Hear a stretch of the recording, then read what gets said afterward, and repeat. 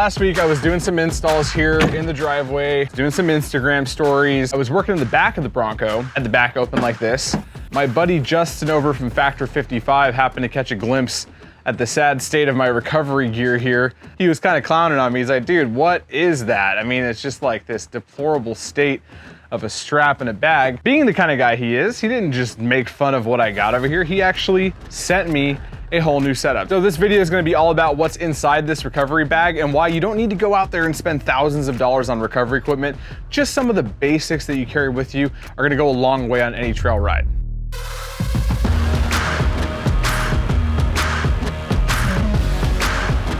What's up, you guys? Matt McAdam here, AKA Desert Chief, only on Driving Lines Chasing Dust, and welcome to another episode here. Today we're talking all about recovery. Now, this is one of those topics that in the probably 5 years that I've been doing this show, I've never really attempted to cover because there are so many different schools of thought, so many different opinions flying around on recovery, and there's so many different needs and scenarios that I can't possibly begin to just cover all of them. I will say it is probably one of the most important things to learn as an off-roader if you're gonna be going out there, because I don't care how experienced you are or how well kitted out your rig is. It's not a matter of if, it's more of a matter of when. It's important to have the right tools with you to be able to get out of a situation. This setup here has served me pretty well for over the years. It's definitely time for an upgrade. So what I've got behind me here is an ARB bag and an ARB snatch strap or a Kinetic rope. I think I bought it back in 2013 or 14. And it has pulled a whole lot of people out. It's pulled me out a few times. As with all of your gear, you should be inspecting it to see if it's damaged, if it needs to be replaced. And it turns out all of my stuff was pretty outdated and it really needed to be replaced. So I have to give a shout out to my buddy Justin over at Factor 55. You're awesome, dude. And don't forget, you are my yacht rock buddy for life. Right, so back here in the Bronco, this is typically what I carry with me when I go out off-roading. I don't have a winch on this truck, so you'll notice that I basically just do a lot of pulling with ropes if there's ever a recovery situation. Thankfully, I've only had like 1 or 2 vehicles with winches. I've never used them for myself. I've only ever used them with other people, you know, trying to pull them out of a situation. So I've done pretty well with just this very minimal setup over the years. And that's a good testament to you guys out there who are worried about not having enough recovery gear inside of your vehicle. You can recover a vehicle out of a lot of situations with just a couple of basic things that I've got over here. So I'm gonna show you guys what's in this bag here first, and then I'm gonna show you what I got that's new. So what I have here is just a standard issue 3-inch ARB snatch strap, and I wanna go over some of the differences between what this is and what a toe strap is, because they are not the same thing, although they can look like the same thing. Snatch strap is also called a Kinetic rope, and this is actually manufactured and designed to have some stretch to it. A snatch strap can come in handy when you need to pull somebody out of a situation, but you want to use kinetic strength to do that. So instead of just like having a hard line, kind of like a chain between 2 vehicles, this will stretch and allow the front vehicle to give a little bit more pull as the rear vehicle that's being pulled out remains stationary. And then that snatching motion of like pulling a vehicle out of a mud hole or out of some snow, or maybe over a rock or up a hill or something like that, that's when a snatch strap really comes in handy. This is not meant to be used as a tow strap, so don't get those two mixed up. You don't use this to tow a vehicle around because it will stretch, so you don't want to use it for that. But I've used a snatch strap for a lot of situations. It's got me out of a lot of stuff. This one is very old. It's frayed. It's really beat up for what it is. It's been around for 10 years. It's probably had, I don't know, a couple dozen recoveries of getting vehicles out of some really bad situations. Next, I have this really faded old bag, and to be honest, there's not much recovery gear in here anymore. I kind of just throw some stuff in here. I do have some gloves. These are very important for your recovery needs. You always want to be wearing gloves when you're rigging up a system to be able to pull somebody out of something. But what I also do have in here are a pair of shackles. These are metal hard shackles, or D-rings as they call them. Pretty standard fare for most off-roaders. I'm even missing a pin on one of them, so you can see just how useful my setup has been. This doesn't even have a pin, so. And that's really all I got. You got that really old beat up snatch strap and some really old D-rings that are 2 different manufacturers. So yeah, that's what I'm working with. But today we're gonna be talking about what I've got here on this table. All right, so first up, we're gonna talk about this bag here. Now this is the Factor 55 Owyhee recovery kit. This is named after, I believe, a river up in Oregon. So I'm not sure if I'm pronouncing that right, but at any rate, this is their medium size bag. It's got some stuff that's loaded inside of it. This is Factor 55 standard kit. This is pretty good for most off-roaders or overlanders. I would say this is probably the minimum that you'd want to have and that you can actually be effective with. I think it's a really well thought out bag, first of all. It's a desert tan color, which is great because when it gets dirty, you can't really see all the dirt on it. I do a lot of desert off-roading, so that's awesome. A lot of MOLLE panels all around this thing, so you can strap stuff to it, or you can, you know, use it for whatever MOLLE is for. I don't have a lot of it on my vehicle. There is a really cool Velcro section here for you overlanders that have all your patches. I actually have a Factor 55 patch I can put on there. But let's open this guy up. It's got some pockets on the outside too. I should mention that first. Let's open this guy up and then you guys can see what comes inside of this bag. So first and foremost, you can see it's got a red inside. You see a couple of straps and stuff in here. This is the most obvious, the biggest piece in here. This is their standard duty toe strap. Now, what I love about Factor 55 is almost all of their stuff is made here in the US. They're very diligent about their documentation. So you can see here, it's got a part number. There's an actual serial number on here as well. It has all of the working load ratings. It has a minimum braking strength right here, 31,000 pounds in the vertical format, which shows you actual like diagrams and images of how you're supposed to rig this. Super great for anybody who's new, who maybe has a question about how to use their recovery gear. This is their standard strap. It's 30 feet long, and this is a 2-inch wide strap. Very effective for most situations where you have to tow a vehicle out. Let's say you have a broken vehicle and you want to get it back to camp or get it to a highway. This is what you could use to do that. So I always like to have a tow strap with me. Again, not the same as a Snatch strap, very different. Not used to be, you know, yanked out of something, but really being used to just tow somebody out of a situation in a static way. Next up we have here, this is what's called a soft shackle. So I have used these before. Admittedly, I've never actually had one of my own, but I have used many of these soft shackles. And this is really meant to do almost the same thing that a hard shackle is supposed to do, which is what you see right here. So a standard shackle, it's made out of metal. These are very durable. A lot of people who go off-roading know all about these things. You know, you put them through a loop on your bumper, a factory tow point, they have a threaded in pin that basically just comes out like that. And it's supposed to sit inside the recovery point on this pin.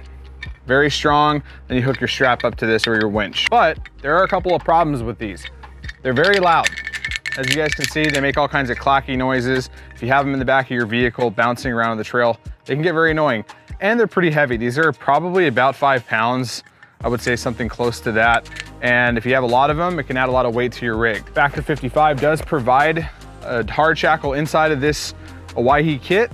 And it is a necessary piece of equipment because there are some situations where you will need to use this instead of the soft shackle that they provide you with.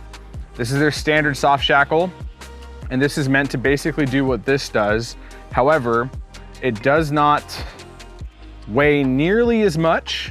It makes no noise, it's very quiet, and you can have 10 of these and probably still not be the same weight as one of those hard shackles. Now, it's got a typical noose fashion, so there's a big ball on one end and a loop through the other, and you just stick the ball through the loop, and there you go.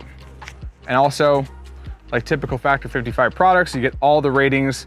The weight ratings on this one is a working load of 7,800 pounds, but a minimum braking strength of 39,000 pounds for this very lightweight, awesome piece of tech. Now keep in mind, this is made out of fibers, so it's not as durable as a metal shackle is when it comes to rocks or hard edges, or, you know, if you have a bumper that has a recovery point on it that's sharp, that doesn't actually have a nice radius to it, this can definitely be frayed and damaged. So there are situations in which this makes more sense. So if you're asking yourself, should I have a hard shackle or a soft shackle inside my recovery kit? My answer is probably have a few of each, because you never know when you might need it. You never know when you'll have a vehicle that you can actually pass this through. And speaking of which, inside this bag is also a Hitch Link 2.0. This was one of the coolest inventions in the last 20 years for off-road. I haven't really seen these before that, so maybe I'm wrong there, but I got my first Hitch Link like about 10 years ago, and I got a new red one, shiny, nice candy apple red for the Bronco. This thing is awesome. Basically, the way this works is it goes into your receiver hitch and it fits a standard Bronco or Jeep or Toyota receiver hitch. And just like you're towing a trailer, you put a pin through this that Factor 55 also sells. I happen to have one right here. This is just a standard hitch pin, and it's got, you know, just a cotter pin that holds it in place. And it goes into your hitch and you pass this pin through it. And now you have a recovery point on the back of your vehicle, have you not had one before that. So I really like using these because it pulls from the center of the vehicle. I know that the hitch is rated for pulling from, so it's a great option to be able to pull from this rather than like a bumper or a factory, you know, tow point that's on the vehicle. Another awesome fact about the Factor 55 hitch link is that although it looks like it's got a sharp edge here, this is actually a really nice radius edge. So you can actually use a soft shackle with this, and you just pass it through just like that and slide the ball over the noose like this, and then hook your other end up to the vehicle that's pulling you out, or if you're doing the pulling, this is a very nice quiet setup, and it's safe because these things don't carry a lot of kinetic energy because it's rope.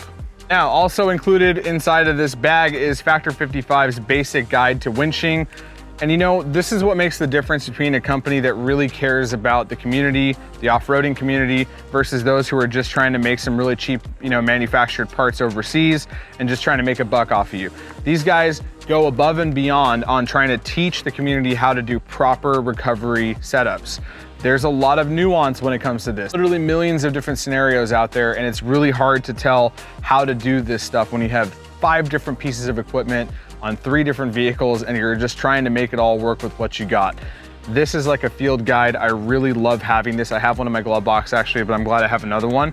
And it really just goes through all the different scenarios and how to use the gear that they make and how to actually pull vehicles out. I mean, it's really detailed. It's all in plain English. So it's a really great reference guide for how to actually recover a vehicle. And I really love how they have a Jeep sitting on its side down a hill because that's usually how I find them. That's gonna do it for the Owyhee bag. Again, like I was saying, guys, this is probably the most basic kit that every off-roader should carry inside their vehicle. Regardless of what kind of trail you're doing, you just never know when you might need to pull yourself or somebody else out. And they made it really easy by packing it all into one very well thought out bag. So next, we have these 2 big red noodle looking things. And at first glance, you might think that they're the same exact product with just different lengths. But they're entirely different, and I'm gonna go into exactly what those differences are because this is something brand new that you guys are gonna wanna check out. So first up, we got our longer one here. This is an extreme duty kinetic rope. So similar to the rope that I'm replacing right now, that Snatch strap that I have, this is just a round version of this. This little guy here is pretty freaking sweet. This is a kinetic energy rope bridle. The way this works is you actually hook up this rope to the same vehicle. You go one side to the right side of the bumper and the other side of the rope to the left side of the bumper. Now you've got like a U shape that's coming off of that vehicle. And because it is a kinetic strap, what it allows you to do is then hook up a static tow strap that most people carry with them to the center of this, so that when you're getting pulled out, it's got a little bit of a give to it and doesn't have that harsh jolting feeling that can give you whiplash from a static tow strap. Honestly, this is kind of a game changer because not everybody out there has got a Snatch strap. And if you don't have one and you want to just have a little bit of a softer feel to it, this is definitely a better option than just hooking up a tow strap directly to your vehicle or to the recovering vehicle. I will mention that this is not to be used in lieu of a Snatch strap. You don't get a rolling start and then, you know, hit the gas and pull somebody out with this. No, this is meant to just take the edge off of just a harsh static rope pull. This is just gonna make it a little bit more comfortable for both the person who's pulling and the person who's getting pulled out. So needless to say, this is a much better setup here than this old dumpy thing that I was carrying around for 10 years. I'm super stoked to finally have a nice recovery gear setup inside of my Bronco. And guys, like I said, there's a lot of different ways to go about recovery and the recovery gear that you carry with you and what you should have and what you maybe don't need. I'm just giving you guys a rundown of what I carry in my Bronco and what has worked for me in the past. Obviously, I have a very specific style of wheeling. It's a lot of desert stuff. There's not a lot of rock crawling or mudding. So if you are doing some of that stuff, you might want to reconsider and do a little bit more research. But I will say, if you are in the market for any kind of recovery equipment, there's no better option out there than Factor 55. Of course, they've been around for a very long time. They do destruction tests on all their equipment, and you can find a lot of that information on their website. It's really cool to see a company that actually goes the extra mile and provides all the information, provides all the proof of what they're building out there, and at the same time making sure that you guys are safe out there and are using proper techniques by giving you the booklets and all the information you can. I'm a big proponent of Factor 55 because of that reason alone, but their products are just so top notch that I really don't think that there is a solid competitor out there when it comes to recovery gear. So check them out if you guys are in the market for any recovery gear. And of course, if you guys haven't already done so, please subscribe to Driving Lines so you guys never miss an episode. We do a lot of different kinds of content for all different kinds of car enthusiasts out there. But if you want more off-road content, you're gonna need to follow this channel because chasing dust is its forever home. One last thing, if you guys have your own recovery gear list, I would love to know about it and what you guys are carrying and what kind of wheeling you're doing. So make sure you drop it in the comments below so I can check it out and see what you guys are rolling with. But that is gonna do it for this episode, you guys. I appreciate you following along. Once again, my name is Matt McAdam, AKA Desert Chief, only on Driving Lines Chasing Dust. And as always, I'll catch you guys on the next one. Thanks for watching Driving Line. If you guys like this video, consider subscribing to our channel so you'll never miss any of the content we create here. Whether you're into trucks, Jeeps, imports, domestic vehicles, or anything in between, we are here to fuel your passion. So hit that subscribe button and we'll see you guys next time.